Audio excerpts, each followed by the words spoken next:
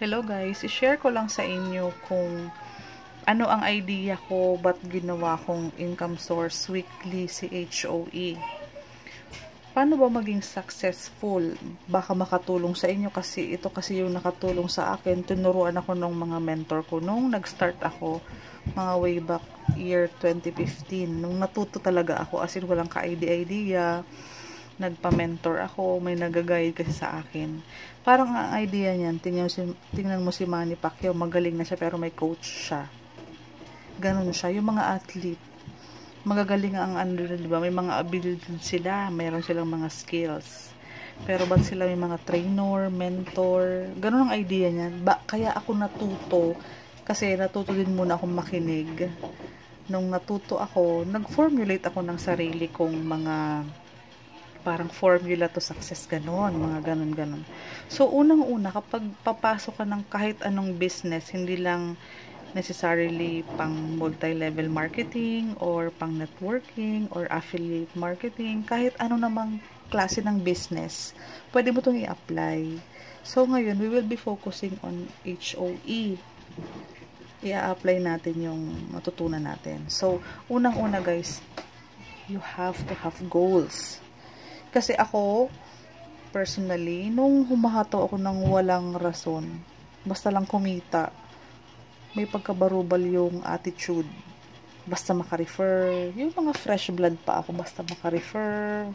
Walang magandang attitude sa basta barubal. Refer lang ng refer. Meron kasi mga proper way ng pag-approach, pag-offer ng business. Meron siyang paggalang pa din. Hindi lang send ng kung ano-ano. Okay? Ang goal mo. Ano ba ang goal mo? Ako kasi ang goal ko, gusto kong kumita ng malaki. Siyempre, para sa pamilya ko, sa mga anak ko. Ako kasi since hindi naman kami talagang fortunate nung lumaki, less fortunate tayo eh. Ganun talaga ang buhay. So, hindi natin na-enjoy yung mga bagay-bagay ng bata tayo. Tapos, nung naging parent na ako, nagkaroon ako ng mga anak, ang laki ng pangarap ko sa kanila. So, kailangan ko din lakihan yung income ko para balance. Oo, diba? Ganun yung, sa akin kasi yun ang pinaka-goal ko talaga. Goal ko is tumanda ako nang hindi pabigat sa mga anak ko. So, ngayon na malakas pa ako, kailangan kong gumawa ng mga pamamaraan na makapagtayo ng business para pagtanda natin, hindi tayo pabigat sa mga anak natin at ma-enjoy natin yung old age. So, kay HOE kasi, kung i-apply ko siya, dito kasi ako nakaranas ng napakalaking pairing bonus. Sa larangan ng MLM, kung malaki kasi ang pairing bonus ng company, malaki ang chance na talagang kumita ka ng malaki weekly. Okay? Saka hindi lang naman binary ang may mga income talaga. Meron pa tayong other ways to earn. Pero, syempre, kapag nag-focus ka sa malaki, malaki ang makukuha mo. Okay pa? So, yung orientation yung second. O, diba may goal ka na? Ano bang goal mo? Yung mga short-term goal ko is December. Gusto ko sa Pasko, masaya tayo mag-celebrate. Hindi ka lang titipid ng kung anong gusto mong mairegalo sa mga anak mo or paghahanda mo, kung gusto nyong mag-check-in sa Tagaytay or kung saan ang magandang place kasama ang pamilya mo sa holidays. Ngayon pa lang na November, humahataw na ako para ma-achieve ko siya by December. And then, year 2020 na. So, ano ba ang gusto kong maging buhay sa year 2020? So, ngayon pa lang, goal ko na maganda ang laman ng bulsa ko pagpasok ng year 2020. Orientation. Hindi kasi lahat alam mo agad. Sa lahat naman ng trabaho na pinuntahan natin, may orientation period bago ka magtrabaho, di ba? Para ma-familiarize ka, mapag-aralan mo kung ano yung trabaho ang pinasok mo. Pareho din naman sa MLM. Hindi ka pwedeng bato ng bato nang hindi mo alam kung sino ang pinapatamaan mo kasi mamimiss mo talaga yung, di ba, yung shop mo. Ang orientation kasi tuturuan ka niya about income flow. Ito kasi, tandaan mo ang orientation about HOE or sa company or sa ganitong klase ng business. para siyang short-term course lang, para siyang isang subject nga lang sa college. Kasi why? One time mo lang imamaster yung ways to earn. Saan ba ang office? Paano mag-payout? Ano ang other sources of income? Paano mo siya i-offer yung business? Paano ka mag-post? Paano ka kumausap ng tao? Paano mo ilatag yung business? Ano ang magagandang strategy mo para maging successful ka sa pinasok mong business na si HOE nga. So, una, i-orient mo ang sarili mo, mag-research ka, alamin mo kung ano ang ginagawa ng mga top earners, makinig ka sa mga talk, makinig ka sa mga business opportunity meetings, kasi dun ka talaga mahahasa sa pakikinig muna.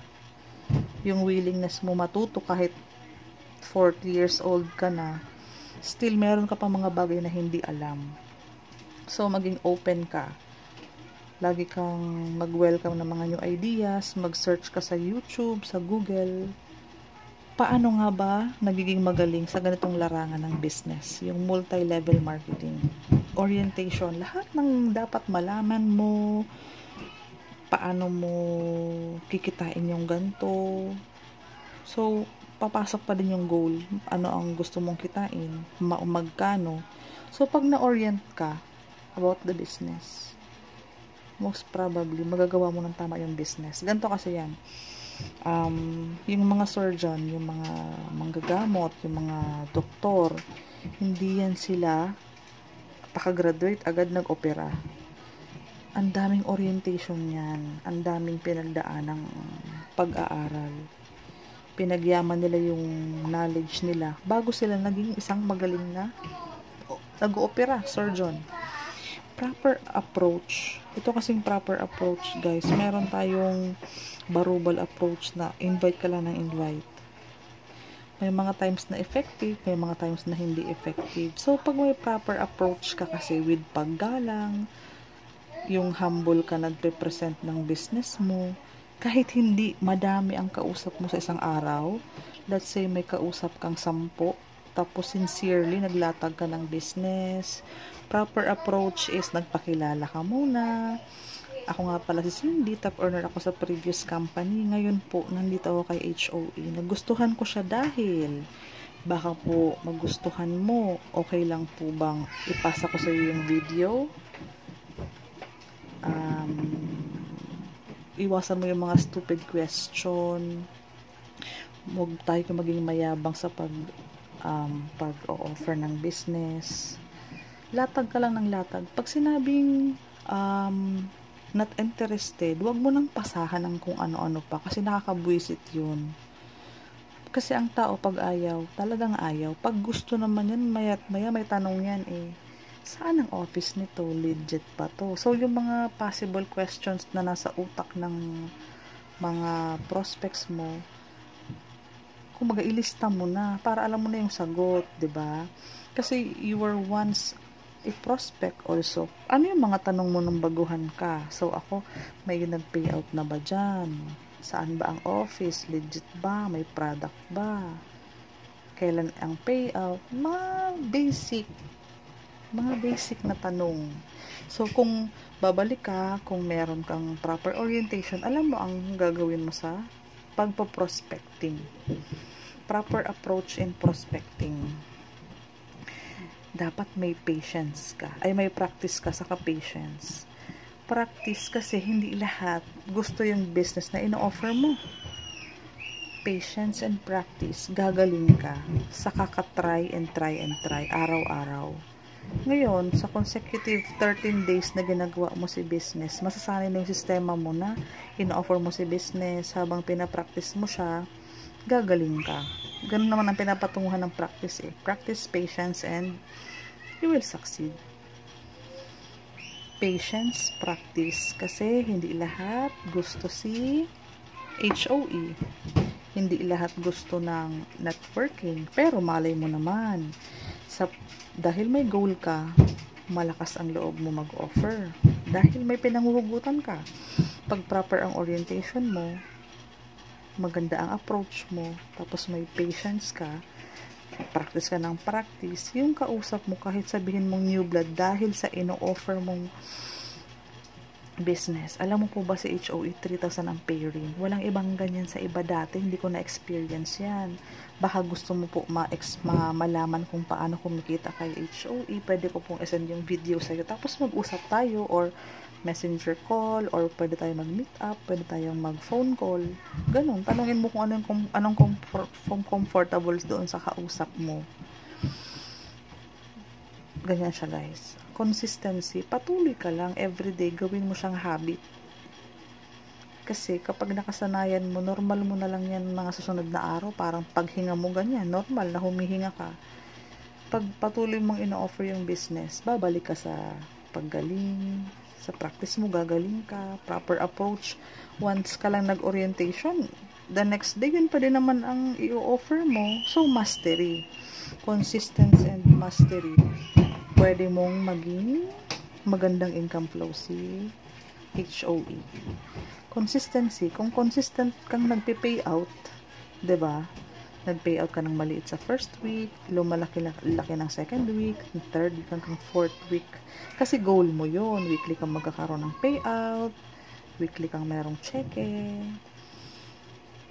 Kasi ang ganitong klase ng business, meron siyang low, up, low, up, low, up, low, low, low, up. Lalo yung mga rejections, nakakapagpaganto yan. Kahit may mga result na ako, hindi pa rin naman ako nakakawala sa ganitong rejection. Boo, no, thumbs up, thumbs down pala. That's normal. So, kaya nilagay ko yung perseverance and determination. Kasi, babalik ka sa goal mo. Bakit hindi ka pwedeng panghinaan ng loob? Walang panggatas, walang pang diaper. Yung plano mo, mataas. Yung plans and dreams mo sa pamilya mo, malaki. So, kailangan babalik ka lagi sa goal. Kaya, napaka-importante, meron kang goal. Magkaroon ka mga downfall. May panghuhugutan kang babalikan. Ba't nga ba ako nag-start? Nag-start ako dahil malaki ang pangarap ko para sa pamilya ko. So, hindi ka pwedeng panghinaan ng loob. Dapat yung determination mo kasi kapag na-reject ka ng mga araw-araw kang may rejection, baka mag-stop ka na, 'di ba? Sayang yung weekly income. Sayang yung cheque. Tapos, after 3 months, bumalik ka kay HOE. Yung mga kasabayan mo, top earner na.